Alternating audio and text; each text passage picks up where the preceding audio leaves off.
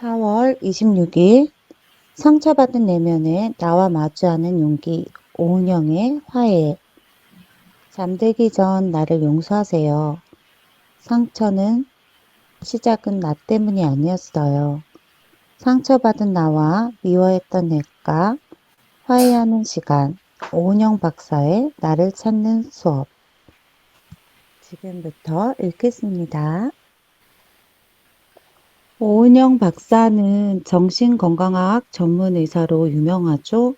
소아청소년 전문 정신과 전문이 있고 연세대학교 의과대학을 졸업했어요. 같은 학교 대학원에서 석사학위를 받았고 고려대학교 대학원에서 의사 박사 학위를 취득했습니다. 신촌 세브란스 병원의 정신과 전공의로 서울 삼성병원 소아과 청소년 정신과 전임 및 임상 교수를 거쳐 아주대의 의과 정신교수를 역임했어요. 현재 연세대학교 의과에서 외래 교수이자 오은영의 소아청소년 클리닉 및 학습 발달 연구소 원장, 오은영의 아카데미 원장으로 활동하고 있습니다. 채널 A 오은영의 금쪽 상담소, 요즘 육아 금쪽 같은 내 새끼, 우리 아이가 달라졌어요. 60번 부모 등 방송 강연 등을 통해 대한민국의 부모들의 양육 멘토가 된 저자인 성인을 위한 상담을 통해 전 세대의 멘토로 자리 잡았다. 조선일보, 동아일보, 한국일보 등 주요 일간지에 네이버 오디오 클럽 등 콘텐츠 플랫폼을 통해 다양한 사람들과 소통하고 있다. 감정 조절 육아법을 다룬 못 참는 아이, 욱하는 부모가 종합 베스트셀러 1위에 오른 이후 3년 연속 준비 끝에 오은영의 화해를 출간하여 2019년 예스24를 올해의 책으로 선정되었다. 이 책 내면의 문제를 괴로워하는 사람들의 상담을 통해 누구나 갖고 있는 상처와 그 치유에 관해 다루고 있다.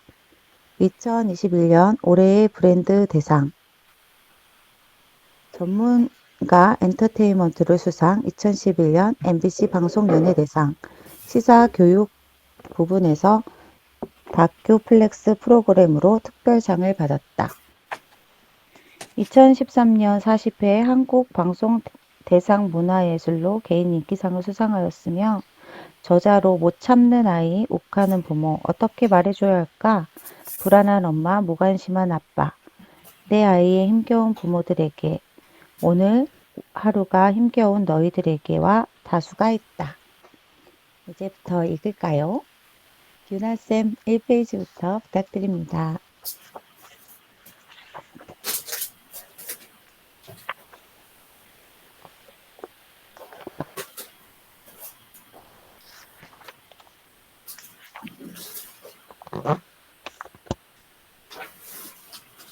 사연들이 제게 쏟아져 들어왔습니다. 굳이 정신과 의사를 찾아가지 않더라도 마음의 병에 눌려 사는 사람들이 우리 주위에 참 많습니다. 그 상담 칼럼은 또한 정말 많은 분들이 읽어주셨습니다. 어떤 칼럼은 몇몇 명이 읽기도 하고 몇천 개의 댓글이 달리기도 했어요. 그들은 사연의 주인공을 안타까워하고 위로했어요. 진심 어린 조언을 하고 앞으로의 삶을 응원하기도 했지요. 자신의 이야기를 일부 털어놓기도 했습니다. 어떤 사람은 사연의 주인공보다 더 가슴 아팠고 분노하기도 했습니다. 펑펑 울기도 하고 조금 위로를 받기도 했습니다. 또 어떤 때는 제 상담 내용에 각자의 의견을 내놓으며 열띤 논쟁을 벌이기도 하였지요.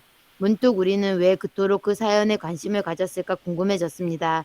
따지고 보면 자신과는 아무 상관없는 이야기인데 왜 그렇게 절절하게 공감하며 눈물을 흘리고 화를 냈던 걸까요? 가만 생각해보니 우리 중에는 그 사연의 주인공들이 아닌 사람이었습니다. 물론 똑같지는 않아요. 하지만 우리는 저마다 그와 비슷한 크고 작은 마음의 상처들을 가진 채 살아가고 있었습니다.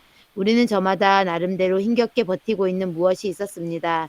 또한 그 사연의 주인공이 나는 아니더라도 내 옆에, 내 앞에, 내 뒤에 내가 위로해줘야 하고 이해해줘야 하는 소중한 사람들이었기 때문이었습니다. 이 세상에 완벽한 사람을 부모로 가진 사람이 몇이나 될까요? 어느 순간에는 자식에게 나쁜 말을 한 부모도 있고 어느 순간에는 감정을 조절하지 못한 부모도 있고 어느 순간에는 이기적인 부모도 있었을 겁니다. 자신도 모르게 자식을 비교하고 비난하고 형제간에 차별한 부모도 있었을 거예요. 자식에게 옳고 그름을 가르쳐주고 보호해 주어야 할 순간에 주저하다 방향을 잃어버린 부모도 있었을 겁니다. 그것이 지금까지 우리네 많은 부모들의 모습이었으니까요. 인간은 완벽할 수 없습니다. 완벽한 부모도 불가능해요. 그런 부모는 어디에도 없어요. 부모는 본능적으로 자식을 사랑하지만 목숨을 바칠 만큼 엄청나게 사랑하지만 그래서 결국은 자신에게 어떤 식으로든 상처를 남길 수밖에 없는 존재인지도 모르겠습니다. 누가 봐도 문제가 있다고 할 만한 부모는 물론이고 좋은 부모라는 말을 듣는 부모조차 그럴 거예요. 어느 누구도 부모와의 관계에서 갈등이 없을 수는 없습니다. 그 갈등의 크기는 조금씩 다르겠지요. 어떤 사람은 감당할 수 없을 정도로 커서 고통이 허우적거리기도 하고 어떤 사람은 좀 작은 편이라 그럭저럭 처리해 나가면서 살아가기도 합니다. 그런 갈등은 누구에게나 있는 것이기에 오은영의 화해의 사연들은 크든 작든 모두 우리의 상처, 우리의 이야기였던 거지요. 칼럼을 쓰면서 우리의 상처의 깊이에 비하면 지면이 높다는 생각을 했습니다. 우리의 힘겨움의 무게에 비해 조언이나 위로가 너무 짧은 것이 아닐까 항상 마음에 걸렸어요. 좀 더 속 깊은 이야기를 더 많은 우리와 나눠보고 싶었습니다. 우리 아무렇지도 않은 듯 하루하루를 버티며 살아가지만 아프지 않은 사람은 없잖아요. 나이와 상황, 사는 곳, 하는 일은 모두 다르지만 힘들지 않은 사람이 없잖아요. 내일의 삶이 불안하고 오늘의 삶이 버겁지 않은 사람이 없잖아요. 어떻게 하면 조금이라도, 아니 잠시라도 이 많은 우리가 마음의 편안함을 얻을 수 있을까 고민했습니다. 이 책은 그렇게 시작되었습니다. 우리의 상처가 어디서부터 시작되었고 지금 우리는 왜 이렇게 아픈지, 이 마음을 어떻게 바라봐야 할지, 앞으로 이 고통을 어떻게 다루며 살아가야 할지에 대해서 조심스럽게 적어보았습니다. 건강의학과 전문의로서, 인생 선배 사회인으로서, 친구로서, 엄마로서, 형제로서, 자식으로서 고뇌하고 분석하며 연구해 보았습니다. 저는 이 책을 읽고 우리가 우리 자신과 화해하기를 바랍니다. 부모, 자식, 형제, 친구 혹은 주변 사람과의 화해는 접어두세요. 그들과의 화해는 하고 싶지 않으면 하지 않아도 괜찮아요. 저는 단지 우리가 우리 자신과 화해할 수 있기를 간절히 바랍니다. 속절없이 당할 수밖에 없었던 나, 그런 나를 보잘것없는 존재로 보고 미워했던 나, 아무것도 할 수 없다고 생각했던 나, 그저 상태받은 나와 미워했던 내가 화해하기를 바라요. 상처의 작은 시작은 나 때문이 아니었어요. 그것을 기억하세요. 그것을 알고 당신이 당신과 진정으로 화해하기를 바랍니다. 다른 사람은 몰라도 저의 상처는 너무 깊어서 화해할 수가 없어요. 라고 한다면 이해합니다. 부모한테 매일 학대를 당했는데 그게 가능하겠습니까? 라고 한다면 맞는 말씀입니다. 어려울 거예요. 당신이 어려우면 어려운 것이 맞아요. 괴로우면 괴로운 것이 맞아요. 당신이 자신과의 화해를 할 수 없다고 한다면 그것이 맞습니다. 당신의 그 느낌에는 나름의 이유가 있는 것이니까요. 그것을 제가 감히 그렇게까지 괴로울 필요가 있을까요? 하지는 못합니다. 우리는 어떤 필요에 의해서 괴로운 것이 아니에요. 그냥 본인이 괴로우면 괴로운 겁니다. 그게 맞아요. 그럼에도 저는 고맙습니다. 저에게 사연을 보내준 분들이, 제 칼럼을 읽어준 분들이, 강연이든 병원이든 블로그든 저를 찾아오는 모든 분이, 그리고 이 책을 집어 펼쳐준 당신이 무척 고맙습니다. 누구한테도 털어놓을 수 없는 어려운 이야기를 내어놓은 것조차 너무 고통스러운 자신의 깊은 상처를 절하는 사람에게 글로 써서 보내준 것이 고마워요. 진정한 속마음을 저에게 말해준 것이 고맙습니다. 그 깊은 고통에 대해서 단지 몇 줄의 글로밖에 설명할 수 없었는데도 읽어주어서 고마워요. 다시 끌어내 생각하는 것조차 고통일 텐데 다시 한번 내면의 고통을 들여다봐 주어서 고맙습니다. 그 어마어마한 이야기를 일면식도 없는 저라는 사람에게 털어놓고 조언을 구하는 분들, 그리고 당신 정말 진심으로 감사드립니다. 그런데 이 말을 꼭 드리고 싶어요. 그때 상처받았고 지금도 아프다고 말할 수 있는 그 자체가 당신에게 힘이 있다는 증거라고요. 힘들고 아픈 상처를 다시 들여다보고 다시 이야기한다는 것은 굉장히 어려운 일입니다. 그렇게 아팠는데 아무렇게나 살지 않고 버틴 것, 그것은 당신이 좋은 사람이라는 증거이기도 하고 당신 안에 엄청난 힘이 있다는 증거이기도 해요. 우리 안에 어떤 문제가 있을 때 그 문제가 나아지려면 그것에 대한 본질을 인식해야 합니다. 신문에 사연을 보낸 분들, 저를 찾아준 분들은, 이 책을 집어든 당신은 그 인식을 가진 분이에요. 더 가여운 사람들은 문제 자체도 인식하지 못하는 분들입니다. 왜 괴로운지 모르고 괴로워만 하고 있는 사람들입니다. 당신은 문제를 인식했기 때문에 이 책의 첫 장을 펼쳤겠죠. 당신은 내면에 그런 힘을 가진 사람입니다. 인식이 있을 뿐 아니라 그렇게 상처받지 않더라도 보이지 않는 인간의 갈등이나 고통, 인간의 상처에 대해서 관심을 가진 사람입니다. 이 부분에 눈을 뜬 사람이에요. 이것은 당신이 엄청난 내적 자원이에요. 저는 당신이 그 힘을 좀 믿었으면 좋겠습니다. 그리고 이 책을 읽어가며 당신의 그 힘이 더 단단해져서 스스로를 지킬 수 있게 되었으면 좋겠어요. 이 책에는 수많은 나가 등장해요. 나는 사실 우리입니다. 그리고 당신입니다. 제 부족한 글이 당신에게 위로가 되어 흔들리는 삶 속에서도 좀 더 고요한 단단한 마음을 갖는 데 도움이 될 수 있기를 감히 희망해 봅니다. 정신의학과 전문의 오은영. 부모가 돼서 어떻게 그럴 수 있을까요? 챕터 1 읽어주세요. 부모가 돼서 어떤 존재이기에 이렇게 아플까? 스물이 조금 넘은 청년이 있었습니다. 그 청년은 저를 만나러 올 때 여름에도 가끔 빨간색 목도리를 두르곤 했어요. 중학생 때부터 저와 만나온 청년이었습니다. 사람들은 더운 여름에 빨간 목도리를 두른 젊은 남자를 종종 이상하게 쳐다보았죠. 청년의 어머니는 청년의 초등학생 때 암으로 돌아가셨어요. 어머니는 생이 몇 달밖에 남지 않았다는 말을 듣고서 빨간 털실로 몇 뭉치 사셨답니다. 그러고 매일매일 아들의 목도리를 떴어요. 청년은 어머니가 보고 싶은 날이면 빨간 목도리를 둘렀습니다. 그러면 어머니가 곁에 있는 것처럼 마음이 따뜻해지고 편안해진다고 했어요. 부모란 자식에게 어떤 존재일까요? 얼마 전에 만난 20대 중반의 여자는 아직도 그때만 생각하면 가슴이 무너진다며 하염없이 눈물을 흘렸습니다. 부모님이 이혼을 하셨고 여자는 어머니와 함께 살았어요. 18살 어느 겨울밤 밤새 너무너무 아파 앓다가 다음날 새벽에 도저히 견딜 수가 없어서 혼자 응급실을 갔어요. 어머니는 옆방에 주무시고 계셨지만 걱정하실까봐 깨우지 않고 혼자 갔습니다. 아침까지 응급실에 있다가 열이 내려 집으로 돌아왔을 때 어머니는 여전히 주무시고 있었어요. 그녀는 어머니에게 엄마 나 너무 아파서 새벽에 응급실 갔다 왔어 했대요. 어머니는 나도 너무 아픈 거 알고 있었어 라고 대답했답니다. 여자는 깜짝 놀라 엄마 아는데 왜 그냥 있었어? 라고 물었더니 엄마는 다음날 출근해야 하잖니 하시더군요. 여자는 어머니라는 사람이 어떻게 그렇게 이기적일 수 있을까라는 생각에 가슴이 무너졌어요. 부모란 아이에게 어떤 사람이어야 할까요? 부모는 아이에게 우주입니다. 그 우주가 안전하고 그 우주에서 사랑받는 존재, 받는다고 느끼고 신뢰가 형성되어야 아이는 편하게 자랄 수 있어요. 부모는 부모라는 이름으로 아이에게 해야 하는 상호작용이 있고 주어야 하는 사랑이 있습니다. 이것은 아이가 부모에게 잘할 때만 주는 것이 아니라 조건 없이 주는 것입니다. 이 사랑을 받았다고 느끼는 아이는 부모의 곁에 없어도 편안합니다. 이 사랑을 받지 못한 아이는 부모가 곁에 있어도 불안합니다. 부모가 곁에 있어서 더 불행합니다. 아버지는 술만 마시면 어머니를 때렸습니다. 어느 날 밤 어머니는 아버지가 잠든 사이 짐을 챙겼어요. 집을 나가려고 한다는 걸 알았지요. 나는 말리지 않았어요. 아버지가 깨기 전에 얼른 가라고 했어요. 어머니가 이제는 아버지한테 더 이상 맞지 않아서 다행이라고 생각했어요. 어머니가 나가고 매일 주사를 하는 아버지 밑에서 어린 동생과 정말 힘들게 살았습니다. 제가 결혼을 하고 아이를 낳고 나니 자꾸 그때 집을 나가시던 어머니 뒷모습이 떠올라요. 어린 시절을 떠올리며 어머니에게 맞은 기억뿐입니다. 어린 시절을 떠올리면 어머니한테 맞은 기억뿐입니다. 공부를 못한다고 맞고 방 정리를 안 해서 맞고 전화를 안 해서 맞고 동생과 싸워서 맞고 어머니는 감정 조절을 잘 못했어요.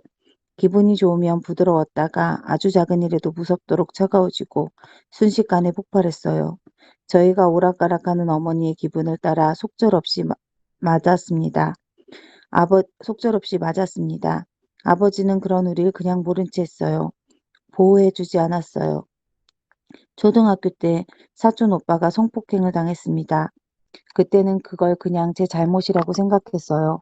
부모님께 말하지 못했습니다. 혼날 것 같았어요. 저를 버릴 것만 같았어요. 아버지는 어머니를 자주 때렸고 어머니는 그럴 때마다 저와 동생을 고아원에 갖다 준다고 했거든요. 몇 년이 지나 그 사실을 어머니에게 말했어요. 어머니는 아버지가 알면 무슨 짓이라도 할지 모르니 그냥 덮고 살자고 했어요. 버림받은 느낌이었어요. 저는 부모 때문에 더 불행했던 수많은 날을 만났습니다. 그들이 마치 쏟아지는 장대비를 맞고 있는 온몸이 상처투성인 어린 새 같았어요. 이제 비는 그쳤지만 쩔뚝거리는 어린 새가 하늘을 날아오르는 방법을 잃어버렸습니다.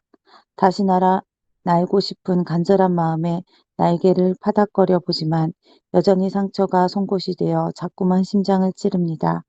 날 수가 없어요. 심장이 너무 아파 숨쉬기도 힘- 힘들어하고 있었습니다. 도대체 부모가 어떤 존재이기에 자녀를 이렇게 힘들게 하는 걸까요? 부모는 아이에게 생명의 시작이자 생존의 기반이요. 그리고 전쟁터의 방공호 같은 존재입니다. 아이는 부모가 없으면 살 수가 없어요. 몸도 그렇고 마음도 그렇습니다. 아이는 부모에게 조건 없이 수용받아 본 경험, 깊고 따뜻한 사랑으로 살아요. 아이는 부모에게 사랑받았던 기억으로 평생을 살아갈 힘을 얻습니다. 그런데 많은 나와 부모들은 그렇게 하지 않았어요. 비난과 간섭, 폭언과 폭행을 일삼았어요. 나를 버리려고도 했습니다. 내가 위험에 노출되었을 때 목숨을 걸고 지켜주기는커녕 자신의 안위를 먼저 생각했습니다. 죽을 만큼 힘든 상황인데도 나를 구하러 오지 않았습니다. 오히려 철없는 어린아이여야 하는 내가 부모의 비위를 맞추고 챙기며 가정을 지켜야 했습니다. 안식처가 되기는커녕 신발도 신지 않은 아이를 전쟁터에 홀로 내버려 두는 것이지요. 어디서 총알이 날아올지 알 수 없는 상황. 얼마나 불안했을까요? 사파리 맹수같이 우리의 아이를 혼자 남겨놓은 것입니다. 사방에서 으르렁대는 맹수 소리에 얼마나 무서웠을까요? 아무것도 보지 않고 칠흑 같은 망망대해에서 아이 혼자 돛담배에 태운 채 내버려 두었습니다. 얼마나 막막했을까요?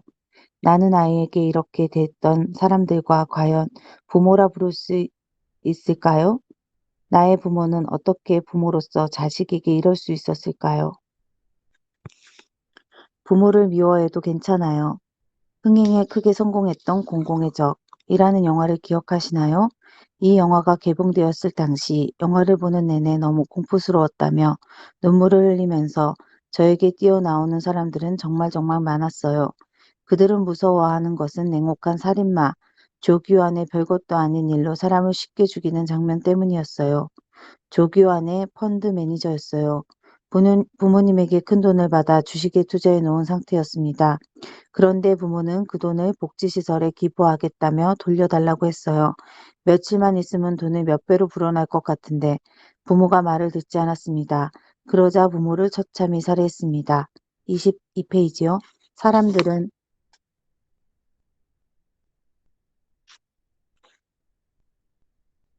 그 장면에 숨겨둔 자기 자신에 대한 두려움을 느꼈습니다. 숨겨둔 자기 자신이란 끊임없이 잔소리와 비난을 하는 부모에게 그만하세요, 그만하세요, 제발 그만하라고요 라고 외친 적이 있던 나입니다. 그만하라고 말해도 계속 똑같은 비난을 하는 부모가 닥치라고요 하고 싶었던 나예요. 자신이 어떻게 처리할 수 없었던 자신조차 두려운 부모에 대한 적개심을 가졌던 나입니다. 폭력적으로 대하는 아버지를 밀치고 뛰어나갈 때 바닥에 나동그라진 아버지를 보고 소스라리 놀랐던 자신의 폭력성. 그렇게 밖으로 표현할 수밖에 없었던 고통스러운 폭력성을 가진 나 말입니다. 어느 어느 날 날 문득 오래전 일기장을 펼쳤는데 엄마가 죽이고 싶도록 밉다. 아빠가 없어졌으면 좋겠다라는 한 구절을 발견하고는 정말 인정하고 싶지 않고 드러나면 너무나 두려운 자기 안에 엄청난 분노심을 가졌던 나를 말하는 거예요. 영화는 사이코패스인 아들이 저지른 문제지만 많은 사람이 그 영화를 보면서 자신의 내면에 해결되지 않은 고통스러운 갈등의 모습이 건드려져서 두려웠던 겁니다. 왜 이들은 이런 자신의 마음을 발견하고 무서워했을까요? 자식은 부모가 어떤 사람이든 부모를 미워하는 마음, 싫어하는 마음을 품는 것이 굉장히 불편합니다. 그런 마음을 갖는 자신이 괴롭습니다. 부모를 미워하는 것은 친구를 미워하는 것과 다릅니다. 나를 나쁘게 대했던 선생님을 미워하는 것과도 다릅니다. 부모는 마음 먹고 미워할 수 없는 대상입니다. 그저 미워하는 마음도 이 정도인데 한순간이라도 죽이고 싶을 정도로 적개심을 가졌었다면 어떨까요? 말할 수 없이 고통스러울 겁니다. 아마 언제까지나 마음속 깊은 곳에 꽁꽁 숨겨두고 부인하며 살고 싶을 거예요. 그런데 영화를 통해 그 마음을 자신에게 들킨 겁니다. 이제 30대 중반이 된 한 여자도 그랬어요. 어릴 적 그녀의 아버지는 술만 마시면 폭력적으로 변했답니다. 아버지가 계단에서 굴러떨어져서 119 구급차에 실려가게 되었는데 그때 자신도 모르게 중얼거렸대요. 제발 깨어나지 마라 제발. 그녀는 잠시라도 그런 마음을 가졌다는 것에 괴로웠습니다. 게다가 그녀는 어디를 가든 그 집 딸 참 착해. 너는 정말 좋은 아이야 라는 칭찬을 받았던 사람이었어요. 착하고 모범적인 아이였지요. 그랬기에 더더욱 자기 안에 있던 그런 어두운 마음을 받아들일 수 없었습니다. 아무리 나쁜 부모였어도 그런 폐륜적인 생각을 하다니 자신이 끔찍하게 느껴졌습니다. 마음 저 밑바닥에 그 고통을 묻어두고는 그 여자는 문득문득 자기 자신을 미워했습니다. 그런데 그런 마음 가져도 됩니다. 인간의 무의식을 다루는 정신분석의 관점에서 보면 인간의 저 깊은 무의식에서는 죽을 만큼 힘들고 괴로우며 나라는 존재를 최소한 유지하기 위하여 나를 낳아준 부모라도 죽이고 싶을 강도의 아주 감당하기 어려운 분노와 적개심과 절망감이 생긴다고 합니다. 무의식적인 정신분석이 그렇다는 것입니다. 그 마음은 굉장히 처절한 고통이에요. 그 마음 자체는 제가 아니에요. 40대 초반의 남자는 부모가 죽이고 싶을 정도로 두렵고 공포스러웠고 부모의 말과 행동이 고통이 되어 그 상처의 처절함에 몸부림쳤다고 했습니다. 부모를 볼 때 적개심을 느낀 적이 있었다고 고백하며 물었습니다. 저 같은 인간이 살 자격이 있을까요?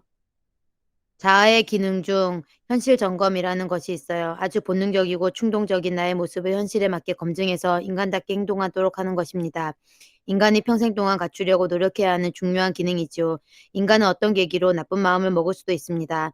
못된 생각을 할 수도 있습니다. 그런 마음이 드는 것 자체는 죄가 아니에요. 마음은 언제나 자유로울 수 있습니다. 그 마음을 가졌지만 행하지 않았다면 괜찮습니다. 잘 살고 있는 거예요. 나의 정신은 건강한 겁니다. 어린 시절 학대했던 부모를 용서하고 이제 그만 자기 안에 상처받은 어린아이를 낫게 해주고 싶다가도 어릴 때 기억이 떠오르면 또다시 부모가 미워집니다. 가장 많이 사랑하고 어떤 경우에도 보호해 주어야 하는 사람이 나를 감정적이든 신체적으로든 공격했다는 것은 아이에게 엄청난 고통과 절망입니다. 그래서 성인이 된 이후에도 여전히 부모를 미워하고 용서할 수 없다고 생각할 수 있어요. 어릴 때부터 지금까지 사사건건 지나치게 간섭하는 부모 때문에 괴롭습니다. 나아가 30이 넘어도 번듯한 직장까지 다니고 있지만 부모는 언제나 당신 말만 맞다고 하고 당신 말만 따르라고 합니다. 조금이라도 싫은 내색을 보이면 내가 너를 어떻게 키웠는데 다 너 잘 되라고 하는 거야 하며 서운해합니다. 이렇게 침습적인 부모가 있어요. 습자지에 물이 스미듯이 자녀 인생에 침습하는 사람들입니다. 때리고 욕하는 공격의 형태는 아니지만 아주 수동적인 방식으로 집요하게 자식들의 인생에 스며듭니다. 자식이 스스로의 인생을 사는 것이 아니라 부모가 요구하는 삶을 살도록 강요해요.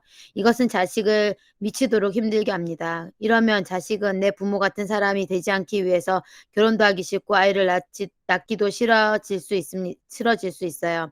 아무리 자식이라도 부모가 싫을 수 있습니다. 부모가 너무너무 믿기도 합니다. 분노도 느낄 수 있어요. 많은 사람이 그 감정을 두려워합니다. 버리지 못하고 미워하지도 못하는 부모에게 갖는 그 당연한 감정에 오히려 자신이 더 불안해하고 괴로워합니다. 사실 그런 부모 밑에서 미움이나 분노보다 두려움을 더 크게 갖는다는 것은 이미 나는 그 부모보다 성숙한 사람이라는 증거예요. 스스로 올바르게 성장하기 위해 많은 순간 자신을 채찍질해 왔을 것입니다.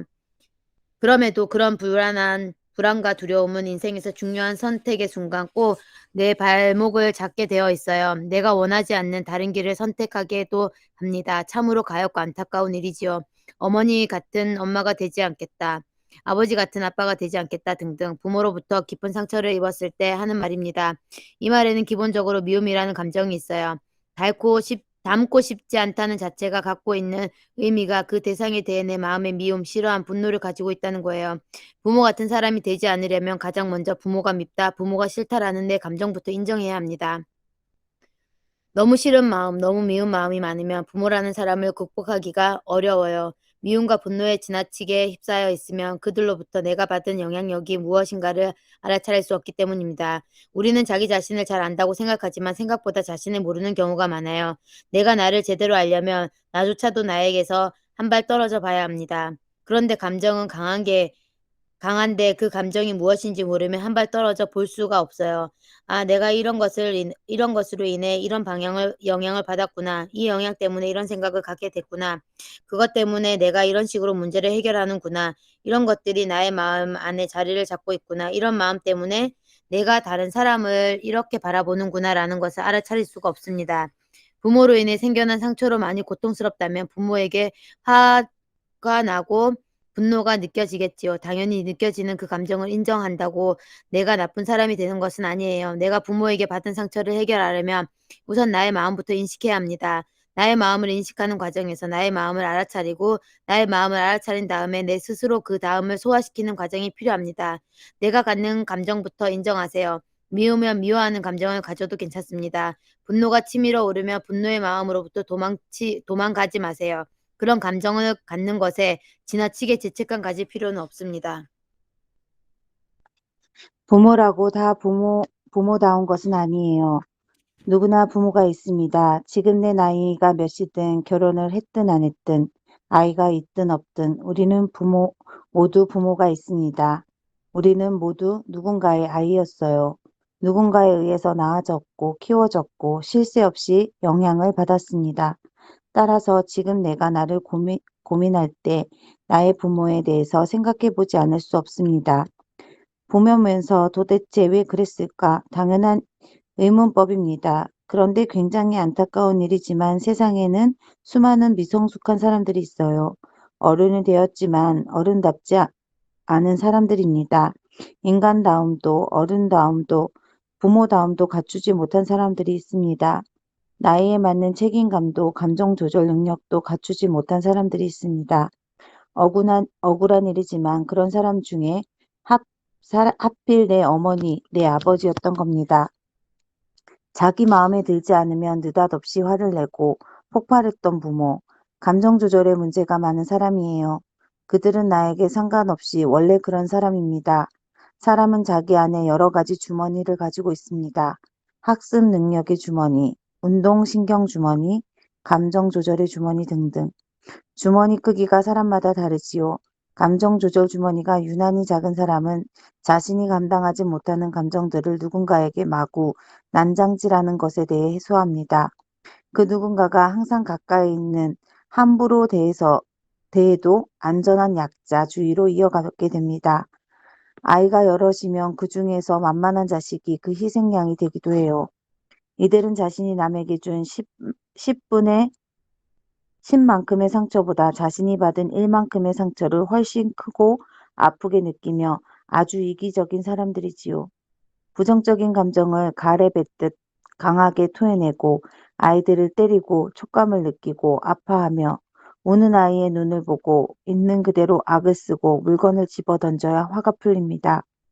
요즘 분노 조절 장애로 인한 사건들이 참 많습니다.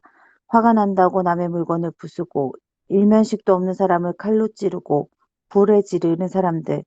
그 사람들은 다르지 않아요. 자신의 불안한 감정을 적절하게 처리하지 못하고 극단적인 수위와 방법을 터뜨리거나 나를 기분 나쁘게 한 사람들을 응징해야만 후련해지는 면에서 비슷하다는 점이 있는 겁니다. 항상 자식보다는 자신에게 관심과 동정이 집중되기를 바랬던 부모. 이런 사람들은 뭐든 자기중심적입니다. 갈등을 해결하는 방식이나 남에 대하는 태도에 매우 일관적으로 자기중심적입니다. 무조건 자기 편을 들어줘야 하고 대화 중에서도 늘 자기가 있어야 하고 대못에 찔린 남의 고통보다 자기 손에 박힌 가시가 더 많은 동정을 바랍니다. 한마디로 성숙하지 못한 인격이라고 할 수 있어요. 이들의 행동은 매우 유치한 수준이라 서로 인생에 관심을 기울이고 같이 아파해주는 성인과 성인 간에 오가는 성숙한 관심을 갖기 어렵습니다. 사람은 성년기로부터 중년기, 장년기, 그리고 노년기에 이르기까지 나이에 비례하는 만큼 인격이 갖추어져야 해요. 그런 발달이 안 되는 거지요. 자기중심적인 것은 유아기 특징이에요. 그 수준에 머물러 있는 겁니다. 이런 부모가 더 많이 이해해주거나 더 많은 효도를 한다고 해도 만족시키기 어렵습니다. 자식을 버리거나 도망간 부모, 부모가 자식을 보호하는 사람들은 개념이 없는 겁니다. 자기의 고통이 더 중요한 거예요. 자신의 유흥이나 의도도 위해서 자식을 버리는 사람은 물론이고 배우자와 폭력이나 경제적인 이유로 버릴 수 없는 이들은 두고 집을 나갔다고 하더라도 마찬가지입니다. 꼭 떠나야만 한다면 아이까지 데리고 가. 그 폭력적인 상황에 함께 벗어나게 했어야지요. 이런 말을 듣는 것은 억울할 수도 있습니다. 사람마다 인생에 사연이 있고 고통이 있으니까요. 그러나 삶이 아무리 힘들어도 그 안에 부모가 자리와 자식의 자리가 따로 있어요. 어떤 일이 있어도 부모는 자리를 떠나서는 안 됩니다. 부모가 이 기본 개념을 잃었을 때 자식의 입은 상처는 자식의 평생에게 영향을 줍니다. 공부를 잘해야만 인정해주는 부모, 안타깝게도 그렇게 하는 것은 사랑이라고 잘못 믿고 있는 사람들입니다. 아이가 공부를 잘해야 좋은 대학을 가야 부모가 원하는 직업을 가져야 아이가 행복할 거라 믿어요. 그렇게 만들기 위해 아이를 채찍질하고 밀어붙이지요. 폭언, 폭행도 서슴지 않습니다. 부모는 세상에서 가장 안전하고 대상에 이어야 하는데 자식의 부모가 늘 불안하고 두려워요. 부모와 관계를 이루는 본질적인 구조가 언제나 자기 수행에 대해 평가받고 지적받고 수치심을 느끼는 시기의 부끄러운 과정이라면 아이는 인정받는 경험은 별로 없게 돼요.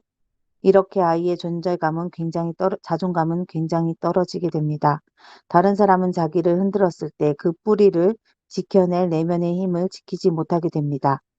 부모라는 이름으로 붙여줄 수 있는 인간들도 있습니다. 자식을 성추행하는 사람들이지요. 인종의 국가에 불문하고 부모를 가장 중요한 역할은 자식의 사랑과 보호를 제공하는 겁니다. 그런데 부모가 자식을 공격했어요. 그것도 아주 심각하고 공포스러운 천인공노할 공격이었습니다. 어떻게 그런 일이 있을 수 있을까요?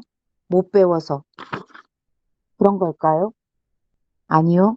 교육을 받지 못한 사람들이라고 모두 그런 행동을 하지 않습니다. 그런 사람은 인면수심의 반인륜적 인간입니다. 다른 사람들은 감정과 권리를 무시하고 무책임하게 행동하는 것이죠. 이런 사람들은 자식이 아니었을 거예요. 돈이 필요로 하면 돈을 벌어올 일꾼, 짐을 날라야 할 짐꾼, 밥을 지어야 할 가정부, 심지어는 자신의 성욕 앞에서는 그 욕구를 해소할 여자였던 겁니다. 정말 짐승만도 못한 인간이지요. 이런 사람들은 자기가 뭘 했는지도 모릅니다. 머릿속에 최소 20년간 발달했다가 할 인간으로서의 도리나 역할에 대한 불분명한 구멍을 뻥 뚫어 있었거든요. 만약 이런 아버지의 성추행을 당했는데 어머니가 모른 척 했다면 자식의 배신감은 이루 말할 수 없습니다. 아이는 그런 어머니로 인해 더 큰 2차 피해를 입어요. 그런데 정당화시키려는 것은 아니지만 어머니가 장기간 폭력에 노출되어 있었다면 스스로 존엄성을 잃고 판단력도 떨어진 상태가 되었을 수도 있습니다. 집안의 화평을 위해서라면 아이가 친척에게 성추행 혹은 성폭행을 당했는데 덮고 사는 집 생각보다 적지 않아요. 하지만 그건 가족이 아닙니다. 뻔히 일어난 일을 모른 척하면서 가족이 모여서 하하호호하거나 친척 행사에 모여 즐거워하는 척하는 것은 도대체 무슨 의미가 있나요? 너무나 가식적이고 병리적입니다. 부모가 부모답지 않으면 아이는 아이다울 수가 없어요. 아이가 아이답게 자연스러운 성품으로 자라지 못합니다. 그들은 끊임없이 자식을 잘못 다룹니다. 가정에 위기가 왔을 때, 서로 갈등이 생겼을 때, 부모로서 책임져야 할 일들이 생겼을 때, 그것은 적절하게 감당해내지 못해요. 자식이 성인이 되기까 직전까지 20년, 30년 동안 365일 24시간 끊임없이 이상한 말과 행동, 해결 방식을 보여줍니다. 그런 사람들은 자식에게 주는 좋지 않은 영향을 실로 엄청날 수밖에 없습니다. 감사합니다. 우리 오늘 여기까지 읽을게요.